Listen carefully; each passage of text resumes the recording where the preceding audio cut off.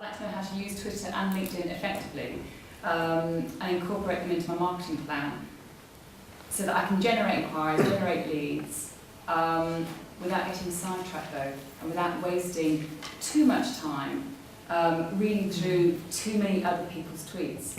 Because I realise it's obviously about engagement, and it's not just that I'm not sort of pushy, I'm not sort of a typical salesperson at all. Sure. So I do engage, but I can spend hours. But I need to be focusing on my. So one tip I can say is create a list. So maybe you're following 600 people or something like that, and your feed is like 600 people. I'm doing this. We've been doing that. Maybe have a list of people, and you need to make a list on Twitter. It's public, so don't call it the people that I really like, because all people that you don't really like will see that's the name you've given it. But create a list of the people, maybe people that I've met or networking, something like that. So and just have another timeline that you actually engage with. So you've got a whole bunch of people that you might spend a little bit of time cursory look at, but the people that you really want to talk to are on this separate list, and you look at them and you communicate with them.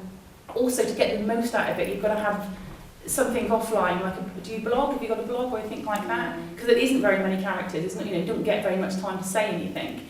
So it's normally, for me, I have a bit of a mix really, but I make sure that all of my blogs are promoted on Twitter, and then it's taking people from Twitter to my blog where they can actually see the full thing that I was talking about, and they can, if they want to, they can leave a comment. But having a list of a small subgroup of people that you're actually engaging with is quite an easy way of making sure you're not wasting time with the other people.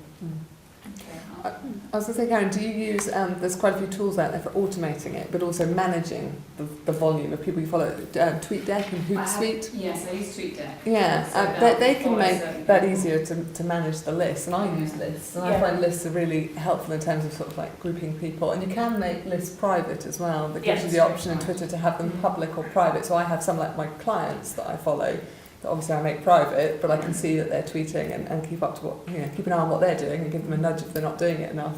But I find that things like, I use Hootsuite, does make it a lot easier to manage the volume. And I try and be quite disciplined about how often I go on as well, because you can just lose an afternoon sitting there. Well, that's interesting. And then you sort of end up sort of just skimming the web, don't you? Because you find an article or you go to a blog, and then that leads to another article or another blog, and it's you can spend hours. So I find the tools do help just to have a clear on as well, because people that really don't interest you, unfollow them. Yeah. I mean, I've got a whole bunch of rules for unfollowing people. If they annoy me, they start broadcasting tweets that go below my timeline, bad language, any of these things, I might just unfollow.